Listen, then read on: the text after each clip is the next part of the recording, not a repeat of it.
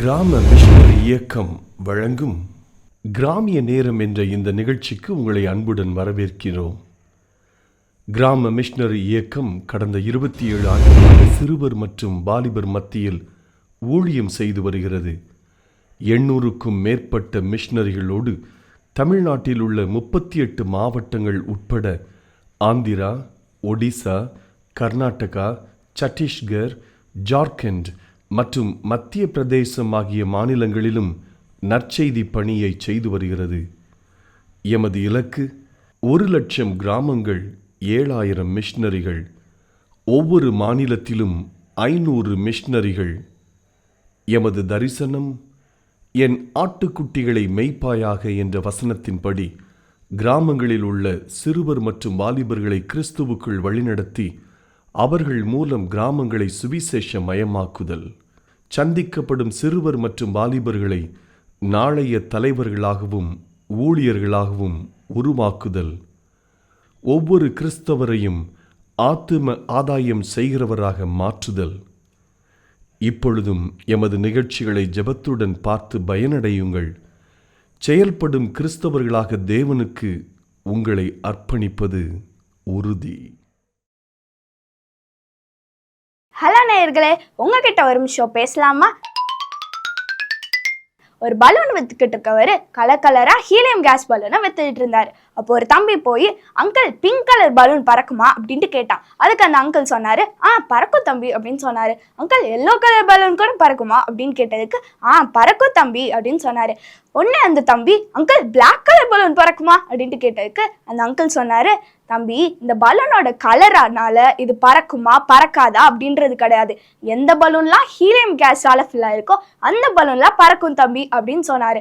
அதே போலதான் நம்ம வாழ்க்கையிலையும் எந்த உள்ளங்கள்லாம் பரிசுத்த ஆவியானவரால நிரம்பி இருக்கிறோ அவங்கெல்லாம் தேவனுடைய சித்தத்தை செய்றவங்களா இருப்பாங்க. என்ன நேயர்களே, உங்க இருதயத்துல பரிசுத்த ஆவியானவர் இருக்கிறாரா? ஹலோ நேயர்களே, உங்ககிட்ட ஒரு நிமிஷம் பேசலாமா?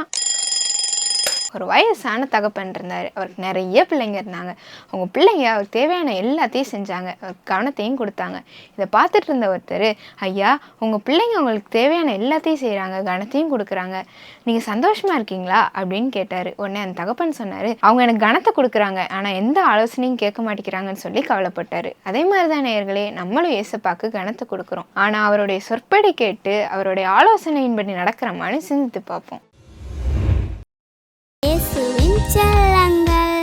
நீதிமொழிகள் 24:1-8 வரை. பொல்லாத மனுஷர் மேல் பொறாமை கொள்ளாதே, அவர்களோடு இருக்கவும் விரும்பாதே.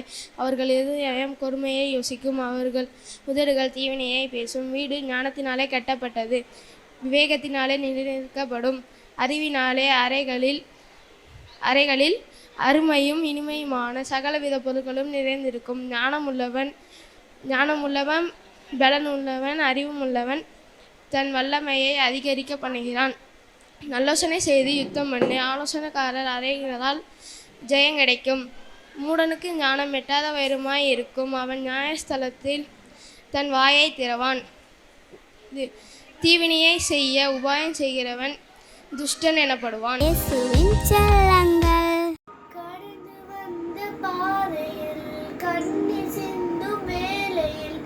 நம்பினோர் கைவிட்டனரே என்று நானும் தனிமையில் நின்று தவித்தேனே. நிறையாண்டு வேளையில் உடைந்த என் காதையில் காதலனாய் தேவன் வந்திரே. பெரியாத ஓர் காதலை எனக்கு தந்திரே.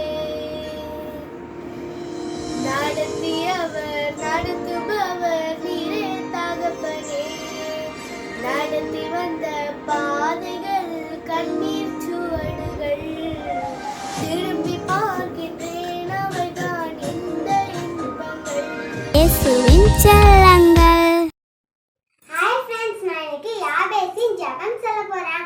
யாபேஸ் இஸ்ரவேலின் தேவனை நோக்கி கூப்பிட்டு, தேவரீர் என்னை ஆசீர்வதித்து என் எல்லையை பெரிதாக்கி உமது கரம் என்னோடிருந்து தீங்கென துக்கப்படுத்தாத படிக்கு அதற்கு என்னை விலக்கி காத்தரும் என்று வேண்டிக் கொண்டான். அவன் வேண்டிக் கொண்டதை கர்த்தர் அருளினார். 1 நாளாகமம் 4-10 வசனம்.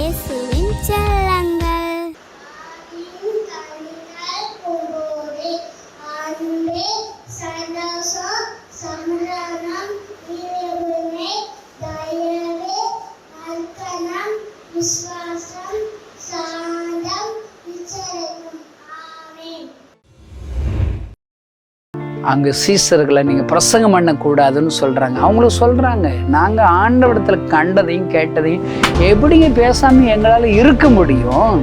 ஆனால் ஆண்டவருக்காக ஊழியம் செஞ்சுதானே ஆகணும், என்னால் என்ற ஊழியத்தை செஞ்சுதானே ஆகணும்.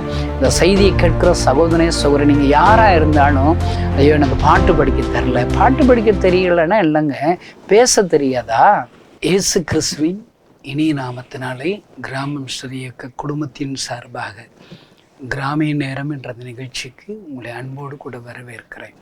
எனக்காக நாங்கள் செய்து வருகிற ஊழியத்திற்காக உங்களுக்கு ஞாபகம் வரும் முதல்லாம் ஜெபித்து கொள்ளும்படி அன்பாய் வேண்டுகிறேன். நாங்கள் கிராமத்தில் இருந்து இந்த ஊழியத்தை செய்து வருகிறோம். ஏசப்பாங்கள் கொடுத்த பாரம் எல்லா கிராமங்கள்லையும் ஆலயம் கட்டப்படணும், கிராமத்து ஜனங்களை ஆண்டவரை அறிந்து கொள்ளணும்னு சொல்லி பெரிய ஒரு பாரத்தை கொடுத்தார். அடிக்கடி நான் ரட்சிக்கப்பட்ட புதுசில், ஆண்டவரே தாயின் கருவில் உருவாவதற்கு முன்னமே நீங்கள் என்னை தெரிஞ்சிருக்குங்க இதானே, அப்படி தானே எரேமியா 1 எழுதப்பட்டிருக்குது. அப்போ என்னை ஊழியக்காரனா நீங்கள் முன்னாடியே ஆண்டவர் தெரிஞ்சிருக்கிறீங்கள, அப்போ என்ன திருநெல்வேலியில் பிறக்க வச்சிருக்கலாம், நாகர்கோவில் தூத்துக்குடி கிறிஸ்தவங்க இருக்கிற இடத்துல என்னை பிறக்க வச்சிருக்கலாம்ல, ஏன் ஆண்டவரே விருதுநகர் பக்கத்தில் தமிழ்நாடு மேப்பிலே இல்லாத ஒரு கிராமத்தில் என்னை பறக்க வச்சிங்க அப்படி கேள்வி கேட்பேன். பாருங்கள், இன்னும் பாருங்கள், என்னை ஊழியக்காரனா முன்குறிச்சிருக்கிறேன். நல்ல ஒரு கிறிஸ்தவ அம்மா அப்பாவை, கிறிஸ்தவ அண்ணன் தம்பிகளை தங்கச்சி அப்படி தர வேண்டியதுனாங்க. யாருமே அப்படிப்பட்ட கிறிஸ்தவ குடும்பத்தில் என்னை பிறக்காமல் ஏன் ஆண்டவரை இப்படிப்பட்ட குடும்பத்தில் என்னை பிறக்க வச்சிங்க நான் ஆண்டவரிடத்தில் கேள்வி கேட்டிருக்கிறேன். எல்லாரும் கிறிஸ்தவங்களா இன்றைக்கு இருக்கிற எல்லாரும் ஆண்டவர் ஈஸியாக ரட்சித்துறார், இருதயத்தை திறந்து ஆண்டவர் ரட்சித்துறார் பாருங்களேன். ஆனால் என்ன ரட்சிக்கும் போது மட்டும் மரண தேதி எனக்கு முன்குறிச்சாச்சு. வேதனைங்க, அழுக, கண்ணீர், உயிர் பிச்சை கேட்டு ஏசப்பாட்ட வந்தேன். ஏசப்பாட்ட வரும்போது தான் என் இருதய வியாதி ஆண்டவர் சுகப்படுத்தி அதற்கப்புறமா ஆண்டுடைய வல்லமை அறிந்து கொண்டு நான் ரட்சிக்கப்பட்டேன். நான் ஆண்டவர்கிட்ட கேட்டேன், என்னை ஈஸியாக ரட்சித்திருக்கலாம்ல, ஏன் ஆண்டவர் இவ்வளோ கஷ்டப்பட வச்சு என்னை அழ வச்சு அதை ரட்சித்தீங்க அப்படியெல்லாம் நான் நிறைய கேள்வி கேட்டேன். ஆண்டவர் என்னுடைய கேள்விக்கெல்லாம் ஒரு நாள் பதில் சொன்னார். உன்னை ஏன் கிராமத்தில் பறக்க வச்சேன், கிராமங்களில் இருக்கிற ஜனங்களை சந்திப்பதற்காக, ஊழியம் செய்வதற்காக, உன்னை பழக்க வைக்குவதற்காக தான் உன்னை கிராமங்களை பறக்க வச்சேன். கிராமத்தில் இருக்கிற அப்பா அம்மாவை கொடுத்தேன், அண்ணன் தம்பிகளை கொடுத்தேன். அல்லேலூயா.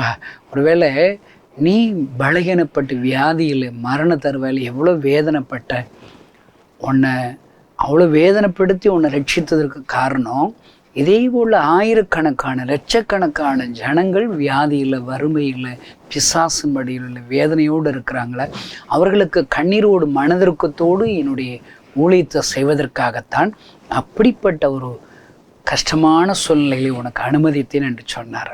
அல்லேலூயா. பாருங்களேன், நம்ம எல்லாரும் கிராமங்களில் ஊழியம் செய்யணுங்க. இந்த செய்தியை கேட்குற நீங்கள் பட்டணத்தில் இருக்கீங்களா?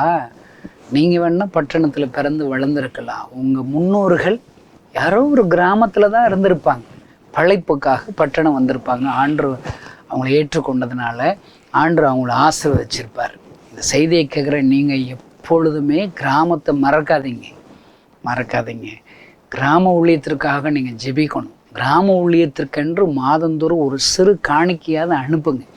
நீங்கள் எனக்கு தான் அனுப்பணும்னு இல்லை, உங்கள் பகுதிகள் பக்கத்தில் எத்தனையோ நல்ல கிராம ஊழியர்கள் இருப்பாங்க, அவங்களுக்கு அனுப்புங்க. ஆண்டவர் பேசினார்னா எங்களுக்கு நீங்கள் அனுப்புங்க. கிராமங்களில் ஆலயம் கட்டுங்க. நான் சொல்கிறேன், யாருக்கெல்லாம் ஏசப்பா சொந்த வீடு கட்டி கொடுத்துருக்கிறாரோ, சொந்த வீடு வச்சிருக்கிற நீங்கள் எல்லாரும் ஏசப்பாவுக்காக ஒரு வீடு ஆலயம் கட்டி கொடுக்கணுங்க. அதுதாங்க நல்லது. அல்லேலூயா. ஆண்டவரை கனப்படுத்துவது அதுதானுங்க. ஆமென். அல்லேலூயா. அதனால் நாம் எல்லாரும் கிராமங்களில் எழுப்புதல் வரணும்னு சொல்லி ஜெபிப்போம். எங்களுக்காகவும் நீங்கள் ஜெபம் பண்ணுங்க. ஆண்டவர் எங்களை பயன்படுத்துவார். இப்பொழுதும் ஆண்டவருடைய வார்த்தைகளை கேட்க போகிறோம். பாருங்கள், இன்றைக்கு உங்களோடு கூட பேசும்படி ஆண்டவருடைய சமூகத்தில் நான் ஜெபித்த போது ஆண்டவர் ஒரு வார்த்தையை என் உள்ளத்திலே ஆண்டவர் பேசினார். உங்களுக்காக நான் வாசிக்கிறேன், கவனியுங்கள். 1 கொரிந்தியர் 1 அதிகாரம் 27வது வசனம். ஞானிகளை வெட்கப்படுத்தும்படி தேவன் உலகத்திலே பைத்தியமானவைகளை தெரிந்து கொண்டார். பலமுள்ளவைகளை வெட்கப்படுத்தும்படி தேவன் உலகத்தில் பலவீனமானவைகளை தெரிந்து கொண்டார். இந்த வசனம் என்னை ரொம்ப தொட்டுச்சுங்க. பைத்தியமானவைகளை ஆண்டவர் தெரிந்து கொண்டாரா? ஹல்லேலூயா. ஞானவான்களை வெட்கப்படுத்தும்படி. நான் இந்த வசனத்தை வாசிக்கும் போதெல்லாம் எனக்கு ஞாபகம் வந்துச்சுங்க. நான் ஏசப்பாவை ஏற்றுக்கொள்ளும் போது எனக்கு எல்லா நண்பர்களும் எனக்கு தெரிஞ்ச உறவுக்காரங்களும் எனக்கு வச்ச பேர் என்ன தெரியுமா? கணேசனுக்கு பைத்தியம் பிடிச்சிருச்சு.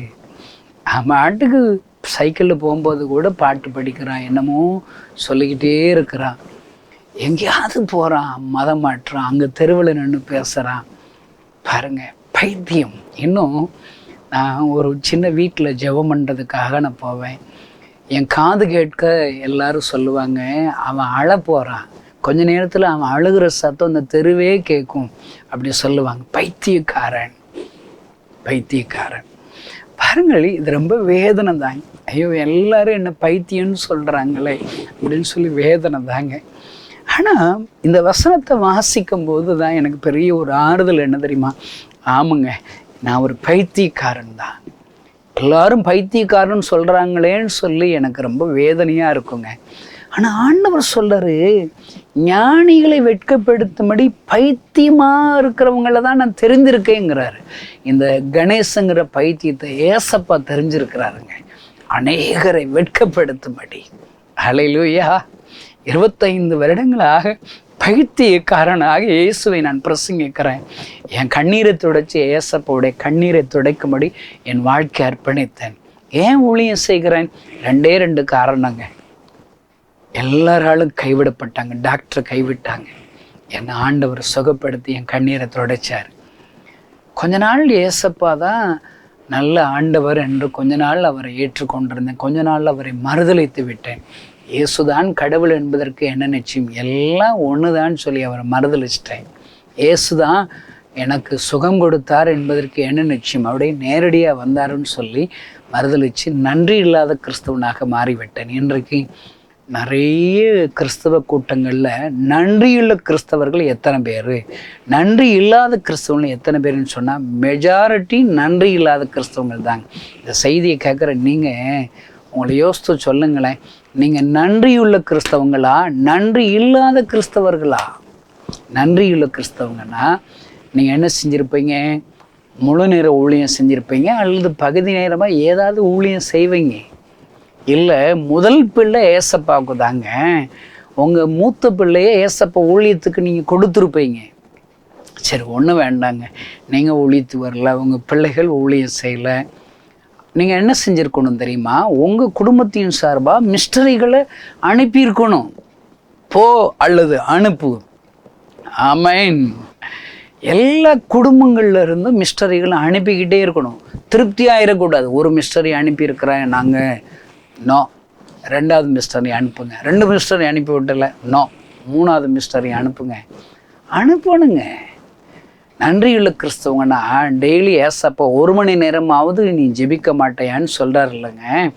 நீ 1 மணி நேரமாவது ஆத்துமாக்களுக்காக, தேசத்திற்காக, கிராமத்திற்காக, அழிந்து போகிற சிறு பிள்ளைகள், பாவத்தில் அடிமையாக இருக்கிற வாலிப பிள்ளைகளுக்காக நீங்கள் ஜெபிக்காமல் நீங்கள் தூங்கவே மாட்டீங்க. நன்றி இருந்துச்சுன்னா. அல்லேலூயா. ஆண்டவருக்கு நன்றியுள்ள கிறிஸ்தவங்களாக இருக்கணுங்க. பாருங்கள், நான் நன்றி இல்லை கிறிஸ்தவனா, நான் ஏசப்பாவை மறுதலிச்சிட்டேங்க. மறுபடியும் சிகரெட்டு சாராயெல்லாம் குடிக்க ஆரம்பிச்சிட்டேன். ஆனால் ஏசப்பா என்னை தேடி வந்தாருங்க. இந்த 2 கண்களினால் அவரை நான் தரிசித்தேன். அவர் அழுது கொண்டே இருந்தார். அவர் அழுகும்போது தன் பாரங்களை சொல்லி சொல்லி உலகத்தில் உள்ள எல்லா ஜனங்களும் என்ன எல்லாமல் எங்கோ போய் கொண்டிருக்கிறார்களே, அவர் அழுகிறார். அவரை அறியாத ஒவ்வொரு ஜனங்களுக்காக தேம்பி தேம்பி தன் பாரங்களை சொல்லி சொல்லி அழுது கொண்டே இருக்கிறார். ஐயா, என் கண்ணீரை துடைத்த இயேசு கண்ணீர் வடிக்கிறாரா? அவர்தான் உண்மையான ஆண்டவராக இருக்க முடியும். அவரை அறியாத ஒவ்வொரு ஜனங்களுக்கு அழுது கொண்டு இருக்கிறார். அந்த செய்தியை கேட்கிற சகோதரனே, சகோதரியை, இந்த கணேசன் பிரசங்கிக்கிற இயேசு யார் தெரியுமா? நீ அழும்போது உனக்காக ரத்தம் சிந்தின இயேசு உன்னோடு கூட சேர்ந்து அழுவார். லாசரு மரித்து விட்டான் என்று சொல்லி சகோதரிகள் அழுகிறார்கள், மரியாளும் மார்த்தாலும் அழுகிறார்கள். என் வேத புஸ்தகம் சொல்லுகிறது, இயேசு கண்ணீர் விட்டார். அருமையான தேவனுடைய பிள்ளைகளை, நீங்கள் அழுகும்போது என் ஆண்டவரும் அழுகிறார். அவர் உங்கள் கண்ணீரை துடைக்க விரும்புகிறார். எத்தனை அன்புள்ள ஆண்டவர் என்று பாருங்கள். என் கண்ணீரை துடைத்த ஆண்டவர் கண்ணீர் வடிக்கிறாரே, நான் அவருடைய ஊழியத்தை செய்யட்டும், என்னால் என்ற ஊழியத்தை செய்யட்டும் என்று சொல்லி இந்த ஊழியத்திற்கென்று நான் என்னை அர்ப்பணித்தேன். பாருங்க, நான் பஸ் ஸ்டாண்டு போனால் அந்த அழுகிற சத்தம் கேட்குங்க. என்ன அறியாமல் நான் அழ ஆரம்பிச்சிருவேன். யாரோ ஒரு அழுகிறார் என்று சொல்லி பஸ் ஸ்டாண்டில் மற்றவர்கள் பார்க்கும்படி கேட்கும்படி அழுக ஆரம்பித்து விடுவேன். பஸ்ஸில் ட்ராவல் பண்ணிகிட்டு இருப்பாங்க, அந்த கூட்டமாக இருக்கிற ஜனங்களை பார்த்த உடனே என் இயேசு அழுகிற சத்தம் என் காதுகளில் கேட்கும். உடனே அழுது விடுவேன். என் கூட இருக்கிறவங்கள்லாம் என்னை பைத்தியக்காரரை போன்றுதான் பார்ப்பார்கள். நான் ஒரு கம்பெனியில் வேலை பார்த்தேங்க, நல்ல கண்ணாடி ஷோரூம் போட்ட கம்பெனி. ரோட்டில் போகிற ஜனங்களை வேலை பார்த்துக்கிட்டு இருக்கும்போதே பார்க்கும்போது திடீரென்று அந்த இயேசுடைய அழுகிற சத்தம் என் காதுகளில் கேட்கும். உடனே அழ ஆரம்பித்து விடுவேன். எல்லோரும் என்னை பைத்தியம் என்று தான் சொல்லுவார்கள். ஆம், நான் பைத்தியக்காரன். எனக்கு பைத்தியம் பிடித்து விட்டது. ஆனால் இந்த வேத புஸ்தகம் சொல்லுகிறது, இந்த பைத்தியம் ஆண்டவருக்கு தேவை. அல்லேலூயா. ஞானவான்களை வெட்கப்படுத்தும்படி. இன்னைக்கு கணேசன் பிரசங்கத்தை நிறைய பேருக்கு பிடிக்காதுங்க. ஏன்னா எனக்கு ஒரு கோர்வையாக பிரசங்கம் பண்ண தெரியாது, பாயிண்ட் சொல்ல தெரியும். பாயிண்ட் 1 2 3 4 அதெல்லாம் சொல்கிற ஊழியக்காரங்க நல்லது, அவங்களுக்கு அவ்வளோ ஞானம் இருக்குது. எனக்கு தான் ஞானம் இல்லையே. எனக்கு என்ன பிரசங்கிக்க தெரியும்? நான் ருசி பார்த்து ஏசப்பாவை என்னால் பிரசங்கம் பண்ண தெரியுங்க. நான் ஏசப்பாட்ட என்னெல்லாம் கண்டேனோ, என்னையெல்லாம் கேட்டேனோ அதெல்லாம் நான் பிரசங்கம் பண்ணுறேன். ஏசப்பா எனக்கு சொல்லி கொடுத்ததை நான் ஏசப்பா ஊழியத்தை செய்யும்படி நான் பிரசங்கிக்கிறேன். அல்லேலூயா. நாங்கள் கண்டதையும் கேட்டதையும் பேசாமல் இருக்கக்கூடாது. அப்போஸ்தலரில் வாஸ்து பார்த்தீங்கன்னா, அங்கே சீசர்களை நீங்கள் பிரசங்கம் பண்ணக்கூடாதுன்னு சொல்கிறாங்க. அவங்களும் சொல்கிறாங்க, நாங்கள் ஆண்டவரிடத்தில் கண்டதையும் கேட்டதையும் எப்படிங்க பேசாமல் எங்களால் இருக்க முடியும்? இந்த கணேசனால் இருக்க முடியல. எனக்கு வேத ஞானம் இல்லை தான், நான் ஒரு பலவான் இல்லை தான், பலவீனமானவன் தான். ஆனால் ஆண்டவருக்காக ஊழியம் செஞ்சுதானே ஆகணும். என்னால் என்ற ஊழியத்தை செஞ்சுதானே ஆகணும். இந்த செய்தியை கேட்குற சகோதரனே சகோதரி, நீங்கள் யாராக இருந்தாலும், ஐயோ எனக்கு பாட்டு படிக்க தெரியலைன்னா இல்லைங்க, பேச தெரியாதா? சும்மா ஒரு நிமிடம் சாட்சி சொல்ல தெரியாதா? ஏசப்பா உங்களுக்கு என்ன அற்புதம் செஞ்சாரோ அது ஒரு வரியில் உங்களால் சொல்ல முடியுமாங்க? அவ்வளோதாங்க ஊழியம், அவ்வளோதான் ஊழியம். இதை செஞ்சால் அவங்க ரட்சிக்கப்படுவாங்க இப்படி நினைக்கலாம். நீங்கள் பைபிள் எல்லாம் நீங்கள் வாசித்து பார்த்தீங்கன்னா, ஞானவான்களை வெட்கப்படுத்தும்படி பைத்தியமானவர்களை தெரிந்து கொண்டார். பைபிளில் என்னாகமம் புஸ்தகத்தில் 22 அதிகாரத்தில் ஒரு தீர்க்கதரிசி, அவன் பயங்கர ஞானவான் தான், ஆண்டோடைய சத்தத்தை கேட்கிற பெரிய ஊழிய தீர்க்கதரிசி. அவங்க பேசுவதற்கு யாரை தெரியுமா ஆண்டு தெரிஞ்சு கொண்டார்? ஒரு கழுதையை கொண்டு பேசுகிறாருங்க. அல்லேலூயா. கழுதையெல்லாம் பெரிய ஒரு ஆசீர்வாதமான ஒரு மிருகமா. இப்போ யார் வீட்டிலையாவது கழுது வளர்க்குறத பார்த்துக்கிறீங்களா? நிறைய வீட்டில் நாய் வளர்க்குறோம். எனக்கு நாய்கள்னால் ரொம்ப பிடிக்கும், கோழிகள் பிடிக்கும், ஆடுகள் பிடிக்கும். அதெல்லாம் எங்கள் கிராமத்தில் நான் வளர்க்குறேன். அல்லேலூயா. அது நல்லது, அது நல்ல சந்தோஷமாக இருக்குல்லங்க. பாருங்களேன், யாராவது கழுதையை யாராவது வளர்க்குறது பார்த்துருக்கீங்களா? ஐயோ, கழுதை மூக்கு எவ்வளோ அழகாக இருக்குது, எவ்வளோ வாய் நல்லா இருக்குது, கழுதை குரல் எவ்வளோ நல்லா இருக்குன்னு சொல்லி கழுதையை வளர்க்குறோமா? நம்ம பாருங்கள், யாரையா திட்டும்போது கூட கழுதைகளா கழுதைகளா, நானே அப்படின்னு நிறைய சொல்லி கழுதை பயல் அப்படி சொல்லுவேன். பாருங்க, பைத்தியமான ஒரு கழுதையை ஆண்டு பயன்படுத்துகிற யாரு? அந்த பிலேயாம் என்கிற அந்த தீர்க்கதரிசியை திருத்துவதற்காக. உங்களுக்காக நான் வாசிக்கிறேன். என்னாகமம் 22 அதிகாரம் 28வது வசனம். உடனே கர்த்தர் கழுதையின் வாயை திறந்தார். அது பிலேயாமை பார்த்து, நீர் என்னை இப்பொழுது 3 தரம் அடிக்கும்படி நான் உமக்கு என்ன செய்தேன் என்றது. அப்பொழுது பிலேயாம் கழுதையை பார்த்து, நீ என்னை பரியாசம் பண்ணி கொண்டு வருகிறாய், என் கையில் ஒரு பட்டயம் மாத்திரம் இருந்தால் இப்பொழுதே உன்னை கொண்டு போடுவேன் என்றான். கழுதை பிழையாமை நோக்கி, நீர் என்னை கை கொண்ட காலம் முதல் இந்நாள் வரைக்கும் நீர் ஏறின கழுதை நான் அல்லவா? இப்படி உமக்கு எப்பொழுதாயிலும் நான் செய்தது உண்டா என்றது. அதற்கு அவன் இல்லை என்றார். பாருங்களேன், கழுதை பேசுதுங்க. பிழையாம் கூட இந்த ஊழியக்காரனை திருத்துறதுக்கு கழுதையை ஆண்டு பயன்படுத்துகிறார். பைத்தியமான கழுதை. அல்லேலூயா. இன்னும் பைபிளில் பாருங்க, எலியா ஆண்டவர் பேசுகிறார். கேரித் ஆற்றண்டில் போய் ஒளித்து கொண்டிரு, நான் உன்னை உருவாக்க போகிறேன். நீ தனிமையாக இருக்கணும், தனிமையாக என் கூட பேசணும், தனிமையாக ஜெபிக்கணும். நீ உலக மனுஷர்கள் யாரும் பார்க்காதபடி உன் மேலே ஒரு பெரிய திட்டம் வச்சிருக்கிறது. கேரித் ஆற்றண்டில் நீ சவால் விடுவ. அக்கனினால் உன்னுடைய ஜெபத்தை கேட்டு நான் பதில் கொடுக்க போகிறேன். உன்னை ஒழித்து கொண்டிரு என்று சொல்லுகிறார். ஆண்டோடைய வார்த்தையை கேட்டு எலியா போய் தன்னை ஒழித்து கொண்டிருக்கிறான். பாருங்க, இன்னைக்கு இருக்கிற நாம் எல்லாம் ஏசப்பா ஒரு காட்டுக்குள்ளே ஒரு ஆற்றுக்கு பக்கத்தில் கேரித்து பக்கத்தில் இடம் போய் நீ கொஞ்ச நாள் தங்கி ஊழியம் செய்யணும்னு சொன்னால் நம்மளாம் போவோமா? இப்போ எல்லாம் பாருங்கள், ஊழியத்துக்கு ஒன்று போகிறதா நல்ல வசதியான ஊராக இருக்கணும். அங்கே கிறிஸ்தவங்க நிறைய பேர் இருக்கணும். நிறைய சர்ச்சு இருக்கிற கிராமத்தில் ஊழியம் பார்க்குறதுக்கு நிறைய ஊழியக்காரங்கள் விரும்புகிறான். என்கிட்ட ஒரு ஊழியக்காரன் இன்டர்வியூக்கு வந்தான். வா தம்பி, உனக்கு இவ்வளோ நல்ல அழைப்பு இருக்குது, ஆண்டவருடைய பாரத்தை வச்சுருக்கிறேன், உன்னை நான் மிஸ்டரியாக கிராமத்துக்கு அனுப்பி விட்றேன்னு சொன்னான். அவன் சொல்கிறான், கணேசனை எனக்கு திருநெல்வேலியை தான் ஏசப்பா எனக்கு காமிக்கிறாருங்கிறான். அவன் இருக்கிறது மதுரைக்கு பக்கத்தில் ஒரு கிராமத்தில் இருக்கிறான். இந்த கிராமத்தில் இருக்கிறவன் சொல்கிறான், திருநெல்வேலியில் தான் நான் மிஸ்டரி பணியை செய்ய போகிறேங்கிறான்.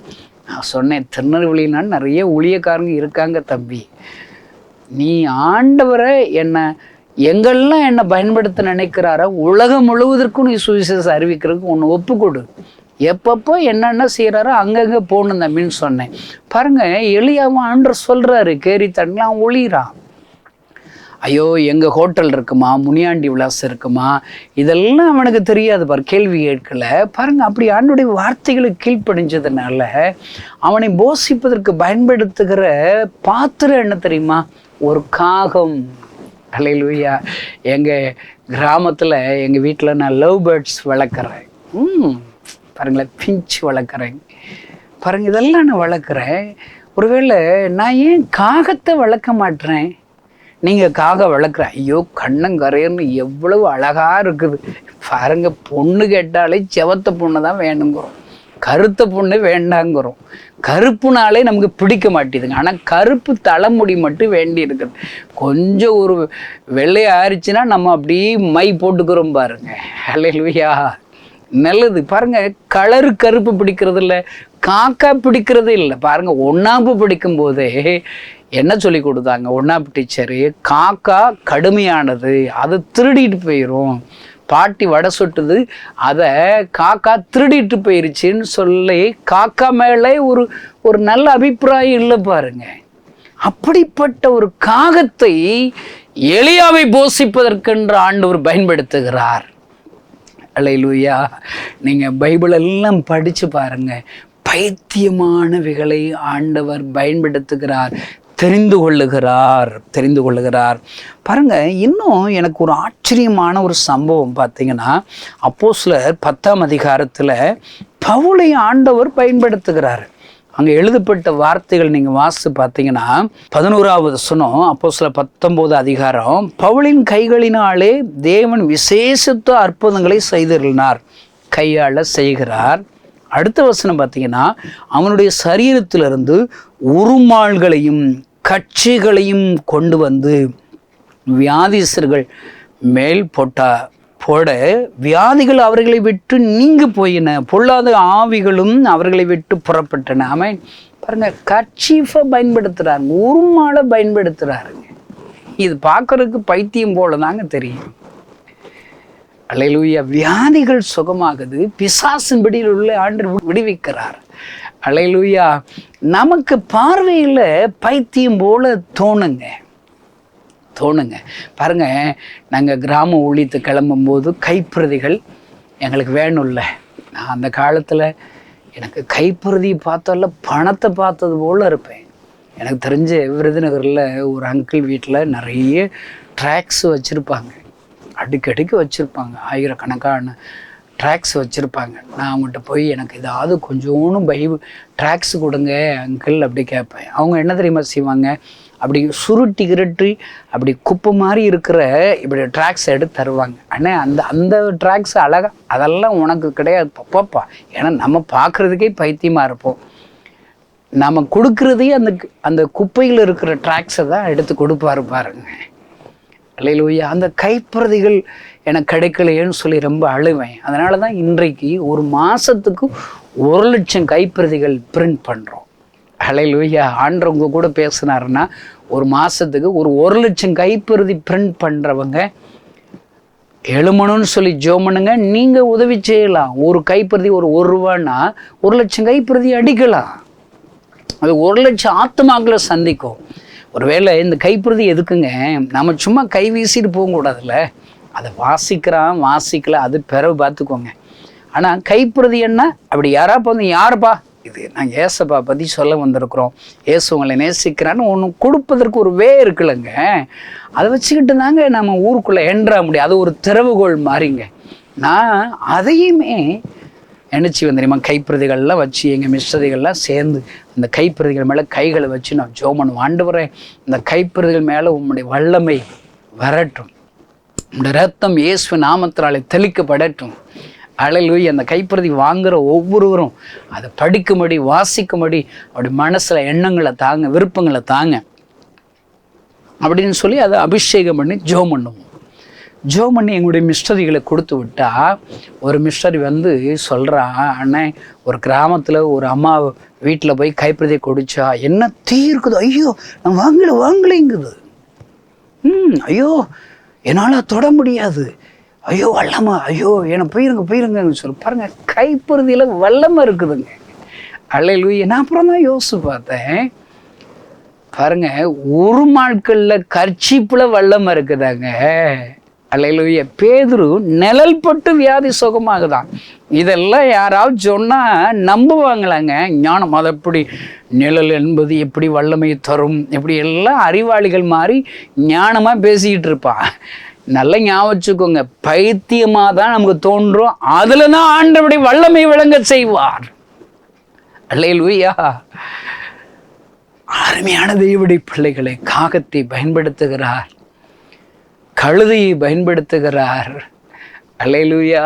இன்னும் பைபிளில் நீங்கள் அப்படியே வாசித்து பார்த்தீங்கன்னா பைத்தியமாய் தோன்றுகிற ஒவ்வொருவரையும் ஆண்டவர் பயன்படுத்துகிறார். தோன்றுவிகளை ஞானிகளை வெட்கப்படுத்துகிறார். யோசிச்சு பாருங்க, இந்த கணேசனை ஏசப்பா தெரிஞ்சு 25 வருஷமாக என்னை பயன்படுத்துகிறாருங்க. இந்த பைத்தியமான கணேசன், இந்த கை பாருங்களேன், இந்த கை வச்சா பிசாசின் பிடியிலுள்ளவர்கள் விடுதலையாகிறார்களே.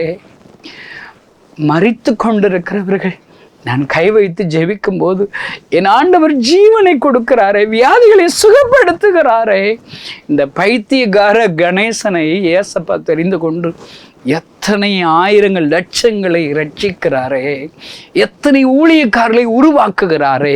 இந்த செய்தி கேட்கிற சகோதரியை, ஐயோ எனக்கு ஞானம் இல்லை சொல்கிறீங்களா, பலவீனன்னு சொல்கிறீங்களா? ஆண்டவருக்கு நீங்கள் தாங்க தேவை. பைத்தியமானவிகளை ஆண்டவர் ஞானிகளை வெட்கப்படுத்தும்படி பயன்படுத்துங்க. இன்னைக்கு ஆண்டவர்கிட்ட உங்களை ஒப்பு கொடுத்தா போதும். இந்த கணேசன் ஏசப்பா கைகளில் ஒப்பு கொடுத்தேன். ஏசப்பா இன்றைக்கு அநேகரை வெட்கப்படுத்தும்படி என்னை பயன்படுத்துகிறார், உங்களை பயன்படுத்துவார். அதற்காகத்தான் ஆண்டவர் உங்களை தெரிந்திருக்கிறார். விசுவாசத்தோடு அர்ப்பணிப்போம், ஆண்டவர் நாம் மகிமைப்படும். கண்களை மூடி நாம் ஜெபித்து ஆண்டவர் கைகளில் அர்ப்பணிக்கலாமா? பரலோகத்தில் இருக்கிற எங்கள் அன்பு தகப்பனை, ஞானிகளை வெட்கப்படுத்தும்படி பைத்தியமானவைகளை தெரிந்து கொள்ளுகிற தேவனே, இந்த செய்தியை கேட்கிற ஒவ்வொருவருக்காக ஜெபிக்கிற எல்லாரும் தள்ளப்பட்டவர்களாக, பைத்தியக்காரர்களாக மற்றவர்கள் எண்ணுகிறார்களா? இவர்களை எடுத்து நீர் பயன்படுத்துவீரான சொல்லி வைக்கிறேன். இவர்கள் மீது உம்முடைய வல்லமையின் அபிஷேகம் இப்பொழுது வருவதாக. இந்த செய்தியை கேட்கிற இவர்கள் யார் மேலெல்லாம் கைகளை வைத்து விசுவாசத்தோடு ஜெபிக்கிறார்களோ அந்த ஜெபத்தை கேட்டு அற்புதங்கள் நடப்பதாக, வியாதிகள் சுகமடைவதாக, பிசாசின் பிடியில் உள்ள ஜனங்கள் விடுதலையாவார்களாக, அற்புத அடையாளங்களை செய்வீராக. இவர்கள் சொல்லுகிற பிரசங்க வார்த்தைகளில் ஞானவான்கள் ரட்சிக்கப்படுவார்களாக என்று செபிக்கிறேன். அவளை வெட்கப்படுத்துவீராக, அவர்கள் கண்கள் முன்பாக இவளை எடுத்து பயன்படுத்துவீராக. பெரிய காரியங்களை செய் இயேசுவின் நாமத்தினால் பிதாவே, ஆமென். இந்த செய்தி நிச்சயமாக உங்களை செயல்பட தூண்டிருக்கும் என விசுவாசிக்கிறோம்.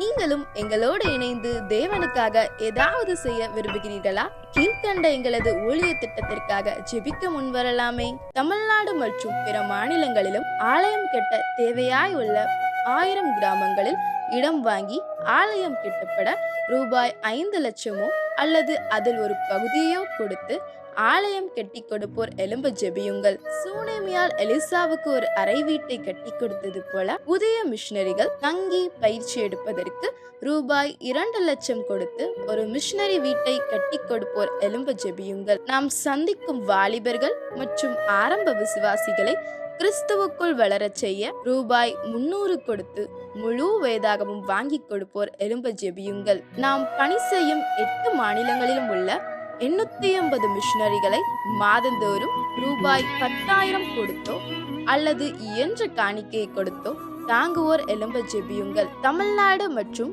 பிற மாநிலங்களிலும் துரிதமாக சுவிசேஷம் அறிவிக்கவும் பின்தொடர் பணிக்காகவும் சுவிசேஷ வாகனங்கள் வாங்கி கொடுப்போர் எழும்ப ஜெபியுங்கள். தங்கள் வாலிப மற்றும் சிறு பிள்ளைகள் ரட்சிக்கப்பட, அபிஷேகிக்கப்பட மற்றும் இயேசுவுக்கு சாட்சியுள்ள பிள்ளைகளாக வளர கண்மணி பிள்ளைகள் இயேசுவுக்காக திட்டத்தில் தங்கள் பிள்ளைகளை இணைக்கிற பெற்றோர்கள் எழும்ப ஜெபியுங்கள்.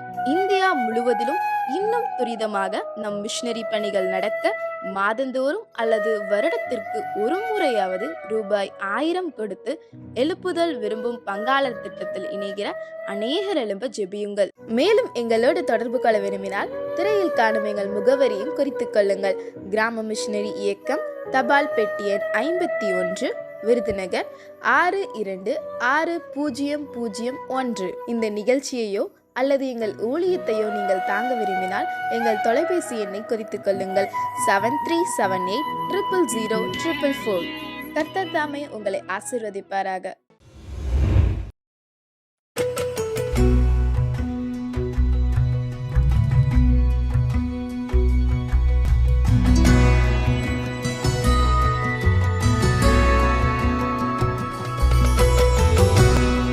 ஆண்டவராக இயேசு கிறிஸ்துவின் நாமத்தில் என் அன்பின் வாழ்த்துக்களை தெரிவித்துக் கொள்கிறேன். என்னுடைய பேர் சிவா. நான் இப்போ உயிரோடு இருக்கிறேன் அப்படின்னா அது ஆண்டவருடைய கிருபை.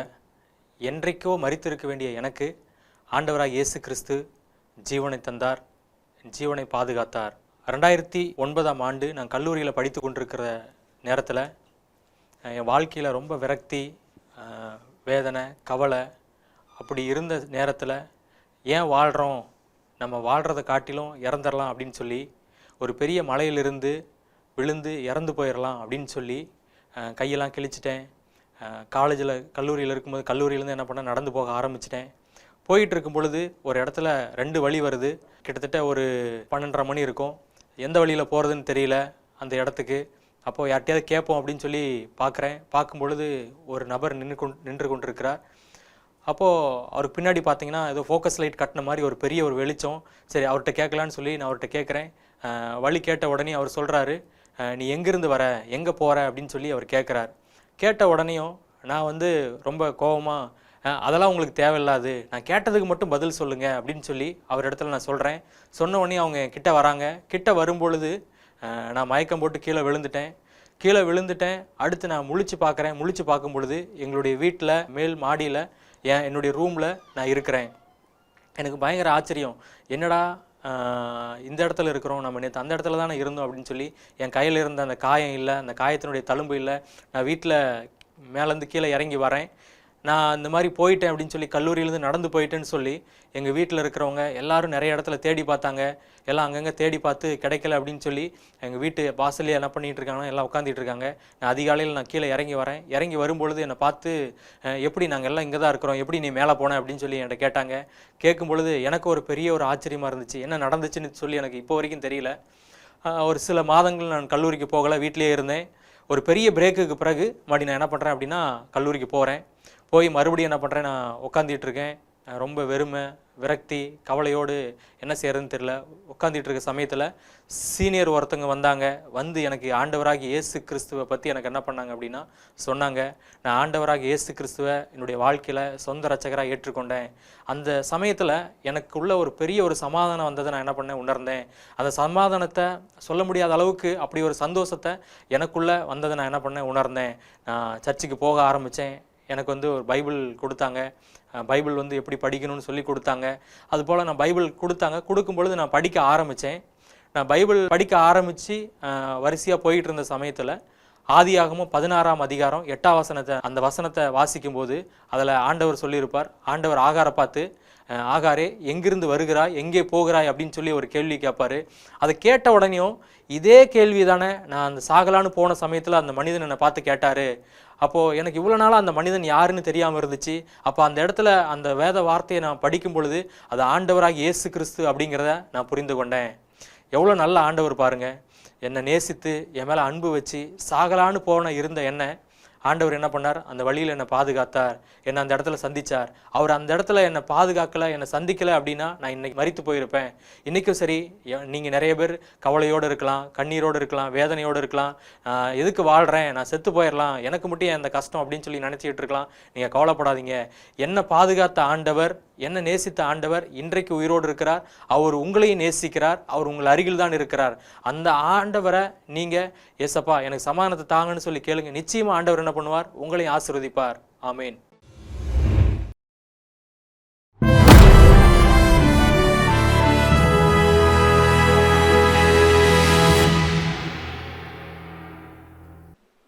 ஹெல்த் டிப்ஸ் இதை பற்றி அடிக்கடி ஞாபகம் வச்சுக்கணும். வாட்ஸ்அப் சோஷியல் மீடியாவில் இருக்கிறவங்க காற்றினால் அலைக்கழிக்கப்படுகிற குழந்தைகள்னு ஒரு கேட்டகரி இருக்குது எபேசியரில். இன்னைக்கு வாட்ஸ்அப் வரும், சாப்பிட்டு தண்ணி குடித்தா விஷம் அப்படின்னு ஒன்று வரும். நாளைக்கு ஒரு சாப்பிட்டு தண்ணி குடிக்காட்டி போச்சு அப்படின்னு வரும். என்ன செய்ய போகிறீங்க? ஒன்றும் செய்ய முடியாது. யார்கிட்ட போய் கேட்பீங்க? யார் ஆராய்ச்சி பண்ண சாப்பிட்ட பிறகு அப்படியே தண்ணி ஊற்றி பார்த்து உள்ள விஷமாகிறது, இல்லை சாப்பிட்ட பிறகு தண்ணி குடித்தா என்ன ஆகுது? எங்கே ரிசர்ச் இருக்குது? நாசா விஞ்ஞானிகள் சொல்லி இருக்கிறார்கள், நம்பவே கூடாது. இது எங்கேயாவது நாசரத்தில் உள்ள ஒருத்தன் போட்டிருப்பான். நாசா விஞ்ஞானிகளுக்கெல்லாம் வேலை இல்லைன்னு நினச்சிங்களா? அவங்களுக்கு மீடியாவில் வர்றதை எதையுமே பார்க்காம இருக்கிறது நல்லது. குறிப்பாக இப்போ ஹெல்த் டிப்ஸ் சொல்கிறேன். என்ன சாப்பிடணும், சாப்பிடக்கூடாது, என்ன செய்யணும், இப்போ என்ன செய்யணும். உங்கள் தாத்தா பாட்டி அப்பா அம்மாட்ட கேட்டால் ஒன்று ஒரு முறை இருக்கும், அவ்வளோதான். கீரை சாப்பிட்டா நல்லது, சாப்பிட்டுக்கிட வேண்டிதான்.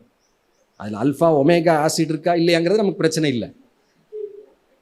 அது வந்தால் கேன்சர் 30 வருஷம் கழிச்சு வராமல் இருக்கும். அந்த ஆராய்ச்சி போட்டு மண்டையை பிக்காதீங்க. ஹெல்த் டிப்ஸே வேண்டாம். ஒருத்தர் சொல்கிறாரு, thinking too much of health is அன்ஹெல்த்திங்கிறார். ஹெல்த்தை பற்றியே யோசிச்சுட்டு இருக்கிறது அன்ஹெல்த்திங்கிறார். கொஞ்சம் யோசிக்கணும். திமோத்தி போன்றவர்கள் அடிக்கடி, நீ என்னப்பா ஃபாஸ்டிங் தண்ணி குடிக்காமல் அல்சர் வந்தது, கொஞ்சம் உடம்பை பார்த்துக்கோ, கொஞ்சம் கவனிக்கணும். சிலர் அப்படி இருந்தால் நம்ம பார்த்துக்கணும் உடம்பை. ரொம்ப யோசிக்க வேண்டாம். இதை சாப்பிட்டா என்ன நடக்கும், இந்த கீரை சாப்பிட்டா என்ன நடக்கும், அகத்திலே தீயை அவிச்சிரும். இருக்கு, நல்லா இருக்கும், அவிக்குமா இருக்கும், இருக்கட்டும். ரொம்ப யோசிக்க வேண்டாம்.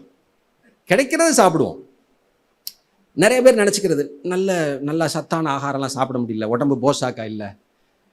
ஒரு ஹென்ரி டேவிட் தோரோ எழுதுறாரு. அவர் ஒரு அமெரிக்கன் ஃபிலாசபர். அவர் ஒரு விவசாயிட்ட பேசுகிறாராம். கறிகிரி சாப்பிட்டா தானங்க உடம்பு நமக்கு நல்லா இருக்கும் வேலை செய்கிறதுக்கு அப்படின்னு சொல்கிறாரு. இவர் எழுதுறாரு, இவர் ஒரு விவசாயி. அப்போ வந்து உழுதுட்டு போகிற ஒரு காளை மாடுக்கு பின்னாடி விவசாயி போயிட்டு இருக்கிறாரு. இவர் சொல்கிறாரு, இவனையும் மண்ணு உள்ள அந்த பெரிய ஏறு எல்லாத்தையும் ஒரு மாடு உழுதுட்டு போகுது, அது வெறும் புல்லை தான் திங்குது. புரியுதா? இவர் நினைக்கிறார், கறிகிரி சாப்பிட்டா தானே உடம்புல ஸ்ட்ரென்த் இருக்கும். அங்கே ஒரு காளை மாடு இவரை இழுத்துக்கிட்டு போயிட்டு இருக்கு, வண்டியும் ஏறையும். அது வெறும் புல்லை தான் சாப்பிடுது. அதுக்கு எங்கேருந்து மசில்ஸ் பில்ட் ஆகுது? கிறிஸ்தவ வாழ்க்கையின் ரகசியம் ஹெல்த்துக்கு நான் சொல்கிறேன். சில நேரம் நம்ம நினைக்கலாம், அவங்கள போல நம்ம ரிச்சா ஒரு முந்திரி பருப்பு வறுத்து சாப்பிட முடியலையே அப்படிலாம் ஒருவேளை யோசிச்சிங்கன்னா ஞாபகம் வச்சுக்கோங்க, ஹெல்த்தி லைஃபோட சீக்ரெட் கர்த்தர் தாங்க. அல்லேலூயா. கொஞ்சம் ஞானமாகவும் இருக்கணும். கர்த்தர் பார்த்துக்கொள்வார் என்று சொல்லி நான் 3 வேளையும் கறி கிடச்சின்னு சாப்பிட்டேன்னா ஹார்ட்டில் போகிற குழாயெல்லாம் அடைச்சிக்கணும், பம்பிங் ஆயிரும், அப்புறம் பைபாஸ் தான் பண்ணும். சில இது ப்ராக்டிக்கல், நான் கவனமாக இருக்கணும். ஆனால் முடிவு கர்த்தர் கிருபை தான். நமக்கு இவ்வளோ தான் சாப்பிட முடியுது, நம்ம அப்படிலாம் கவலைப்பட வேண்டியதில்லை. மெடிக்கல் ஷாப் அந்த பிஸ்னஸ் லைனில் இருந்த நாட்கள் ஞாபகம் இருக்குது. கிராமத்து கடைகளுக்கு போவேன். இந்த தீப்டி ஆஃபீஸில் வேலை பார்த்துட்டு வருவாங்க. ஒரு நகை நட்டு கூட இருக்காது, எல்லாம் கடனில் விற்றுருப்பாங்க. ஹார்லிக்ஸ் வாங்குவாங்க. ஒரு கடைக்காரர் என்கிட்ட சொல்லுவார், அவங்க போன பிறகு சொல்லுவார், இவங்களெல்லாம் பார்த்து நான் கவலைப்படுறேன். என்னென்ன சொல்கிறீங்க? இவங்களாம் நினச்சிக்கிறாங்க இந்த ஹார்லிக்ஸை எப்படியாவது செலவு பண்ணி வாங்கிட்டா நல்லா இருந்துருவோன்னு நினைக்கிறாங்க. இருக்கிற கீரை இதை சாப்பிட்டா போதும்னு தெரிய மாட்டேங்குது. பேரிச்சம்பழம் அது விலை குறை, அதனால யாரும் சாப்பிட்றதில்ல. அவர் அந்த காலத்தில் சொன்னார். இதெல்லாம் அந்த கிராமத்தில் உள்ளவங்களுக்கு தெரியாமல் போச்சு. கம்மஞ்சோறு சாப்பிட்டா போதும் தெரியல. இது ஏதோ ஒன்று காஸ்ட்லியாக செலவழிச்சிட்டா நல்லாயிருமோ, இப்படியெல்லாம் நினைக்கிற காலங்கள். ரைட். ஆண்டவர் நமக்கு சொல்கிறது, நம்முடைய ஆரோக்கியம் எங்கே இருக்கிறது? கர்த்தருடைய கிருபையில் இருக்கிறது. கொஞ்சம் ஞானமாக இருக்க அழைக்கப்படுகிறோம். மிஞ்சி சரீர நலனை குறித்து, உணவை குறித்து வரக்கூடிய சோசியல் மீடியாவில் அதில் அப்சஸ் ஆகிவிடக்கூடாது. இது அது இதுன்னு சொல்லி என்ன செஞ்சிடக்கூடாது, ரொம்ப யோசிக்க வேண்டாம்.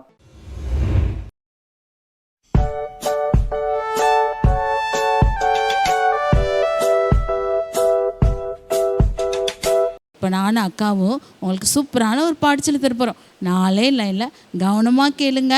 10 லட்ச கிண்ணறங்கள் கொண்டு பாடினாலும் 10 லட்ச மத்தளங்கள் கொட்டி பாடினாலும் 10 லட்ச கிண்ணறங்கள் கொண்டு பாடினாலும் 10 லட்ச மத்தளங்கள் கொட்டி பாடினாலும் போதாது போதாது போதாது தம்பி, போதாது போதாது போதாது தங்கை, போதாது போதாது போதாது தம்பி, போதாது போதாது போதாது தங்கை, அத்தனையும் பெரியது என் இயேசு நாமமே, அத்தனையும் பெரியது என் இயேசு நாமமே. 10 லட்ச கிண்ணறங்கள் கொண்டு பாடினாலும் 10 லட்ச மத்தளங்கள் கொட்டி பாடினாலும் 10 லட்ச கிண்ணறங்கள் கொண்டு பாடினாலும் 10 லட்ச மத்தளங்கள் கொட்டி பாடினாலும். சூப்பராக இருந்துச்சா? 10 லட்ச கிண்ணறம், மத்தளம், கிட்டார் எது கொண்டு பாடினாலும் ஏசப்பாவை துதிப்பதற்கு போதவே போதாதான். ஏசப்பா அவ்வளோ பெரிய அன்புள்ளவர், அவ்வளோ நல்லவர். ஓகே குட்டீஸ், இந்த பாட்டுக்கு அக்கா ஆக்ஷன் சொல்லித்தரோம், கவனமாக கேட்டு நீங்களும் கற்றுக்கங்க. ஓகேவா அக்கா? நம்ம ஆக்ஷன் பண்ணலாமா? ஓகே பண்ணலாமே. நீங்கள் ரெடியா குட்டீஸ்? சூப்பர். இப்போ நம்ம எல்லாம் சேர்ந்து பாட போகிறோம். நீங்களும் அக்கா கூட சேர்ந்து பாட போகிறீங்க. அக்கா அழகான ஒரு ஆக்ஷன் பண்ண போகிறாங்க. ஓகேவா? சூப்பர். 10 லட்ச கிண்ணறங்கள் கொண்டு பாடினாலும் 10 லட்ச மத்தளங்கள் கொட்டி பாடினாலும் 10 லட்ச கிண்ணறங்கள் கொண்டு பாடினாலும் 10 லட்ச மத்தளங்கள் கொட்டி பாடினாலும் போதாது போதாது போதாது தம்பி, போதாது போதாது போதாது தங்கை, போதாது போதாது போதாது தம்பி, போதாது போதாது போதாது தங்கை, அத்தனையும் பெரியது என் இயேசு நாமமே, அத்தனையும் பெரியது என் இயேசு நாமமே. 10 லட்ச கிண்ணறங்கள் கொண்டு பாடினாலும் 10 லட்ச மத்தளங்கள் கொட்டி பாடினாலும் 10 லட்ச கிண்ணறங்கள் கொண்டு பாடினாலும் 10 லட்ச மத்தளங்கள் கொட்டி பாடினாலும். பிடிச்சதா பாட்டு? ஓகே, பாட்டை மறக்காதீங்க, ஆக்ஷனை மறக்காதீங்க. நீங்கள் கற்றுக்கிட்டதை உங்கள் ஃப்ரெண்டுக்கு சொல்லிக் கொடுக்கணும். ஓகேவா? பாய்.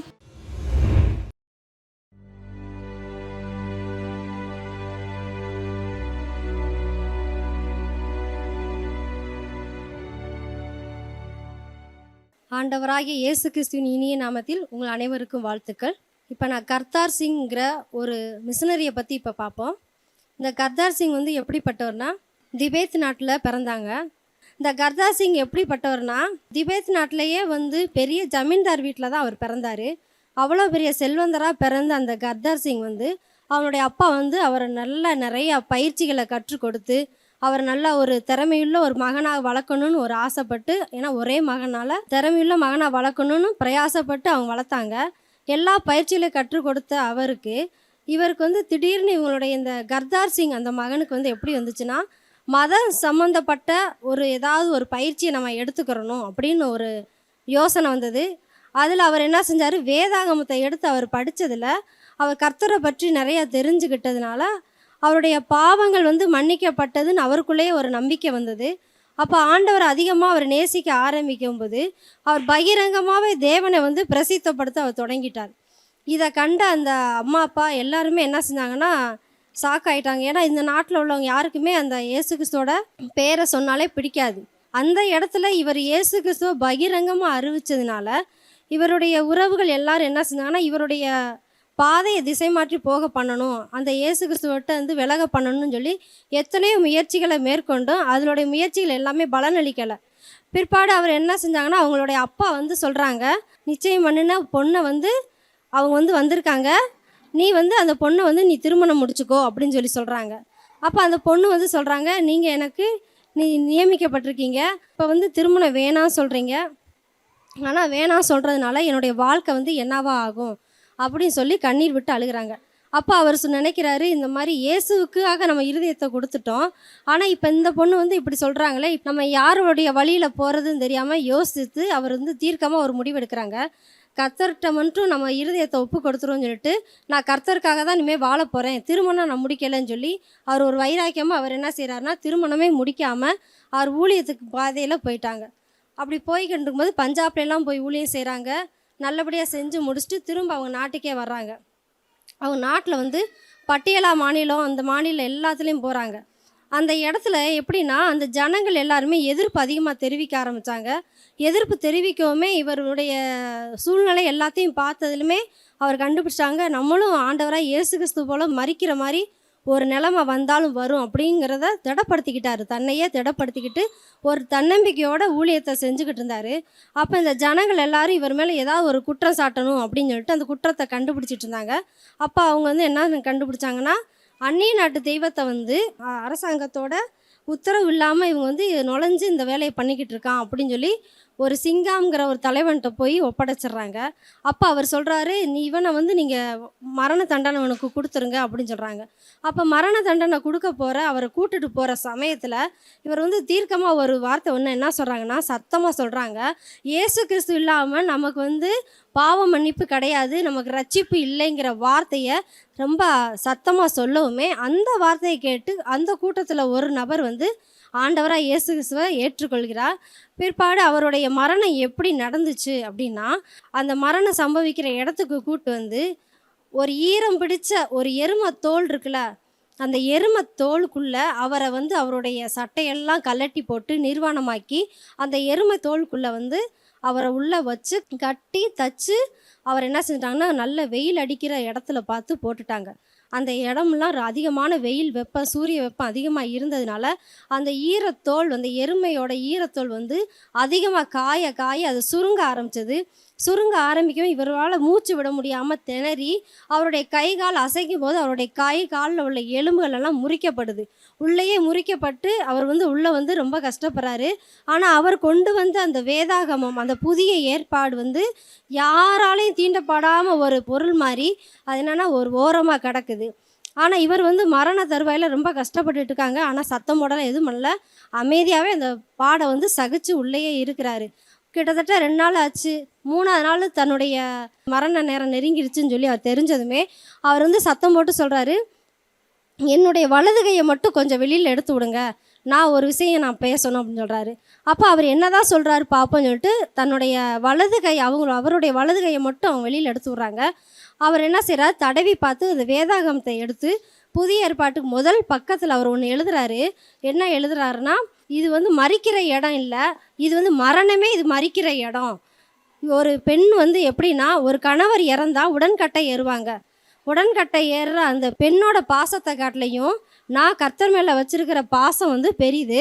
அவர் வந்து எப்படின்னா, அவர் வந்து எனக்காக ஜீவனே கொடுத்தாரு, அந்த ஜீவனை நான் திருப்பி அவருக்கு நான் தர்றேன், இது நான் அவருக்கு பரிசாக தர்றேன்னு சொல்லி அந்த இடத்துல அவர் தன்னுடைய ஜீவனையே அவர் கொடுத்தாரு. அப்போ அந்த ஜீவனையே கொடுக்கும்போது அந்த சிங்கம் தலைவர் எல்லாருமே என்ன செய்கிறாங்கன்னா, எல்லாரும் அந்த இடத்த விட்டு கடந்து போயிட்டாங்க. அந்த கூட்டத்தில் ஒருத்தர் பிரதம காரிய சத்ரின்னு சொல்லி ஒரு நபர் வந்து என்ன செய்கிறாங்கன்னா, தீண்டத்தகாத மாதிரி இருந்த அந்த வேதாகமத்தை அவர் போய் எடுத்துகிட்டு வீட்டுக்கு போகிறாரு. வீட்டுக்கு போய் அதை என்ன தான் எழுதியிருக்கிறார் பார்ப்போன்னு சொன்னோமே, அந்த வாசகத்தெல்லாம் படிச்சுட்டு தன்னுடைய புதிய ஏற்பாட்டு புத்தகத்தை எடுத்து பார்க்கும் பொழுது, ஒவ்வொரு பக்கமாக எடுத்து வாசிக்கும் பொழுது கர்த்தரால் அவர் தொடப்படுகிறார், அவரும் ரட்சிக்கப்படுகிறார். இப்படியாக தன்னுடைய மிஷனரிகள் தன்னுடைய வாழ்க்கையெல்லாம் கர்த்தருக்காக அர்ப்பணித்து ஜீவனையெல்லாம் விட்டு கர்த்தர் மேலே அன்பு கொண்டாங்க. நாமும் கர்த்தர் மேலே வைக்கிற விசுவாசத்தின் மூலமாக, அன்பு மூலமாய் கர்த்தருக்காக எதையாவது செய்வோம் என்று விசுவாசித்து நம்ம செயல்படுவோம். ஆமென். ஒரு அழகான ஒரு வாக்கியம் சொல்லுவாங்க, eat an apple everyday keeps the doctor away அப்படின்னு சொல்லுவாங்க. இதுக்கு நான் ஒரு இங்கிலீஷில் ஒரு அழகான கொட்டேஷன் சங்கீதத்தை வைத்து நான் சொல்கிறேன். Read a psalm every day keeps the worry அவே.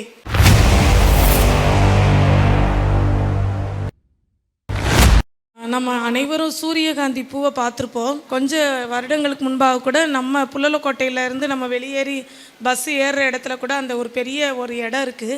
அந்த இடம் ஃபுல்லாக நல்லா அழகாக சூரியகாந்தி பூவை அவங்க வந்து விதைச்சி நல்லா அழகாக பூவாக பூத்திருந்ததை பார்க்கும்போதுல எல்லாருடைய கண்களையும் அது கவருகிற ஒரு காட்சியாக இருந்தது. அந்த சூரியகாந்தி பூ வந்து எதை நோக்கி பார்க்கும் அப்படின்னு சொல்லி நம்ம அனைவருக்கும் தெரியும். சூரியனை நோக்கி தான் அந்த பூ வந்து எப்பயுமே பார்த்துக்கிட்டே இருக்கும். ஒருவேளை சூரியன் உதிக்கலை அப்படின்னு சொன்னால் அது வந்து தனக்கு அருகாமையில் இருக்கிற பூக்களை வந்து பார்த்துக்கிட்டு இருக்கும். அந்த சூரியகாந்தி பூ தனக்கு வந்து சக்தியை பெறணும் அப்படின்னு சொன்னால் அது வந்து சூரியனை நோக்கி பார்க்கறது போல் நம்முடைய வாழ்க்கையில் நம்முடைய ஆண்டவர் சூரியனும் கேடகமுமானவர் அப்படின்னு சொல்லி நம்ம வேதத்தில் நம்ம வாசிக்கிறோம். அப்படிப்பட்ட ஆண்டவராகிய சூரியனை நம்ம ஒவ்வொரு நாளும் அதிகாலை வேளையில் தேடும் பொழுது தேவன் நிச்சயமாகவே அந்த நாளுக்குரிய வழிநடத்துதல், அந்த நாளுக்குரிய கிருபைகள், அந்த நாளுக்குரிய எல்லா விதமான ஆரோக்கியம், பலன், நம்முடைய கேள்விகளுக்கான பதில், நம்ம நடக்க வேண்டிய வழி எல்லாவற்றையும் கற்றுத்தருவதற்கு அவர் வல்லமையுள்ளவராய் இருக்கிறார். ஆண்டவரிடத்திலிருந்து நம் காரியங்களை கற்றுக்கொள்கிறதோடு அல்ல, தேவ சமூகத்தில் காத்திருந்து வேத வசனங்களை தியானிக்கும் பொழுது அவர் நம்மோடு இடைபடுகிற அந்த வார்த்தையை நாம் உட்கொள்வதோடு மட்டுமல்ல, மற்றவர்களோடு நம்ம அதை ஷேர் பண்ணுறவங்களாக இருக்கணும். ஒருவேளை சூரியகாந்தி பூ பக்கத்தில் இருக்கிற இன்னொரு பூவை பார்த்து அது வந்து தன்னுடைய சக்தியை, தனக்கு வேண்டிய சக்தியை பெற்றுக்கொள்ளவும் செய்யுமா, அந்த இன்னொரு பூவுக்கு கொடுக்க வேண்டிய சக்தியை அது கொடுக்கவும் செய்யுமா. இன்றைக்கி நம்ம ஆண்டவர்கிட்டருந்து கற்றுக்கொண்ட காரியங்களை மற்றவங்க இடத்துல ஷேர் பண்ணுறவங்களா இருக்கணும் அப்படின்னு சொல்லி ஆண்டவர் எதிர்பார்க்கிறாரு. ஜெபத்தில் பங்கு பெறாதவங்களா ஒரு சிலர் இருந்தாங்க அப்படின்னு சொன்னால் அவங்களோட நீங்கள் இன்றைக்கி ஆண்டவர் உங்களுக்கு கற்றுக் கொடுத்த காரியங்களை ஷேர் பண்ணணும், அவங்களோடு பேசணும். இந்த காரியத்தை இன்றைக்கி ஆண்டவர் கற்றுக் கொடுத்தார், இது என்னுடைய வாழ்க்கைக்கு பிரயோஜனமாக இருந்தது, இன்றைக்கி நான் வேதத்தை நான் தியானிக்கும் பொழுது இந்த வார்த்தை என்னுடைய இருதயத்தை தொட்டுச்சு அப்படின்னு சொல்லி நம்ம மற்றவங்களோடு நம்முடைய காரியங்களை ஆண்டவர் நமக்கு கற்றுக் கொடுத்த காரியங்களை ஷேர் பண்ணும் பொழுது அவங்களுடைய இருதயம் பக்தி விருத்தி அடையும் அப்படிங்கிறதுல எந்த சந்தேகமும் இல்லை. ஒரு அழகான ஒரு வாக்கியம் சொல்லுவாங்க, eat an apple everyday keeps the doctor away அப்படின்னு சொல்லுவாங்க. தினந்தோறும் நீங்கள் ஆப்பிள் சாப்பிட்டீங்க அப்படின்னு சொன்னால் டாக்டரை சந்திக்கிறதுக்கு தேவையில்லை அப்படின்னு சொல்லுவாங்க. இதுக்கு நான் ஒரு இங்கிலீஷில் ஒரு அழகான கொட்டேஷன் சங்கீதத்தை வைத்து நான் சொல்கிறேன். Read a psalm every day keeps the worry away. Read a psalm every day keeps the worry away. தினந்தோறும் சங்கீதங்களை நம்ம வாசித்து கொண்டே இருந்தோமானால் நம்மளை சுற்றி இருக்கிற காரியங்கள் நம்மளை கவலைக்கு உட்படுத்தாதான். எப்பேற்பட்ட ஒரு நல்ல கிருபை பாருங்களேன். சங்கீதக்காரன் 150 சங்கீதங்களை எழுதி வைத்திருக்கிறாங்க. ஒவ்வொரு நாளும் 5 சங்கீதங்களை நம்ம வாசித்து வந்தோம் அப்படின்னு சொன்னால் ஒரு மாதத்துக்குள்ளே 150 சங்கீதங்களையும் வாசித்து முடிப்பது மிகவும் எளிதான காரியம். அப்போ உங்கள் வாழ்க்கையில் ஒரு தீர்மானம் எடுங்க. என்ன வேலை செஞ்சாலும் சரி, ஏதோ நீங்கள் சாப்பிட்டுக்கிட்டேனாலும் ஒரு 5 சங்கீதத்தை என்ன செஞ்சிடலாம், வாசித்தரலாம். அல்லது ஒரு சின்ன ஒரு காரியத்தை நீங்கள் செய்கிறதுக்கு முன்னாடி கூட கடகடன்னு ஒரு 5 சங்கீதத்தை வாசித்தரலாம். அப்போ read a psalm every day keeps the worry away. உங்களை கவலைகள் மேற்கொள்ளாமல் இருக்கணும். பொதுவாக கவலைகள் நம்ம சரீரத்தை தாக்குனுச்சு அப்படின்னு சொன்னால் அல்சர் வரும், பிபி வரும், சுகர் வரும், எல்லா ஹார்ட் அட்டாக் கூட வர்றதுக்கு வாய்ப்புகள் இருக்குது. அப்போ அந்த கவலை இல்லாமல் வாழணும், நம்ம வாழ்க்கை சந்தோஷம் நிறைந்த ஒரு வாழ்க்கையாக, சமாதானம் நிறைந்த ஒரு வாழ்க்கையாக இருக்கணும் அப்படின்னு சொன்னால் தினந்தோறும் சங்கீதக்காரன் எழுதின சங்கீதங்களை உங்களுடைய வாழ்க்கையில் நீங்கள் வாசித்து பழகுனீங்க, அதை உங்களுடைய வாழ்க்கையில் நடைமுறைப்படுத்துனீங்க அப்படின்னு சொன்னால் நிச்சயமாகவே சந்தோஷமாக நீங்கள் இந்த உலகத்தில் வாழ முடியுங்கிறதுல சந்தேகமே இல்லை. மனதில் கலக்கமா, வாழ்வில் பயமா, பாவ பழக்கத்திலிருந்து விடுபட முடியவில்லையா, வாழ்வில் என்ன செய்வோம் என்ற குழப்பமா, தேவனுக்காக ஏதாவது செய்ய ஆசையா, விடை தெரியாத கேள்விகளுக்கு விடையறிய வாருங்கள். கர்த்தருடைய கை குறுகியிருக்கிறதோ, இதை செய்ய எனக்கு வல்லமை உண்டென்று விசுவாசிக்கிறீர்களா? திருச்சி மொராய் சிட்டியில் மாபெரும் எழுப்புதல் வாலிபர் முகாம் ஆகஸ்ட் 15ஆம் தேதி வியாழக்கிழமை சுதந்திர தினத்தன்று மதியம் 3 மணி முதல் இரவு 9 மணி வரை இனிமையான பாடல்கள், உயிர்ப்பிக்கும் சாட்சிகள், சிந்திக்க வைக்கும் குறு நாடகங்கள், சகோதரர் மோகன் சி லாசரஸ் மற்றும் நமது சகோதரர் டேவிட் கணேசன் அவர்களின் வல்லமையான தேவ செய்திகள். எனக்கு அன்பான வாலிப தம்பி, வாலிப மகளே, ஆண்டவர் சொல்லுகிறார், நான் உன்னை ஆசீர்வதித்து உன்னை இந்த தேசத்துக்கு ஆசீர்வாதமாய் மாற்றுவேன். உன்னுடைய கிராமத்திற்கு, உன்னுடைய பட்டணத்திற்கு, நீ இருக்கிற தாலுகாவிற்கு, நீ இருக்கிற மாவட்டத்திற்கு, இந்த தமிழ்நாட்டிற்கு, என் இந்தியாவிற்கு ஆசீர்வாதமாக நான் உன்னை மாற்றுவேன். அருமையான இங்க வந்திருக்கிற வாலிப தம்பிமார்களே, தங்கச்சிமார்களே, இன்னைக்கு நீ வீட்டுக்கு போகும்போது ஏசப்பா உங்க கூட வரப்போகிறார். இந்த கூட்டத்தில் இருக்கிற நிறைய பேர் இந்த கிறிஸ்தவ கூட்டத்தில் என்ன நடக்குன்னு வேடிக்கை பார்க்க வந்திருக்கிறீங்களா? நான் சொல்றேன், இன்னைக்கு வீட்டுக்கு போகும்போது ஏசப்பா உங்க வீட்டுக்கு உங்க கூட வரப்போகிறார். வாலிபரே, நீங்களும் பங்கு பெறுங்கள், உங்கள் நண்பர்களையும் பங்கு பெற செய்யுங்கள். மேலும் தொடர்புக்கு 9486142610, 877808267.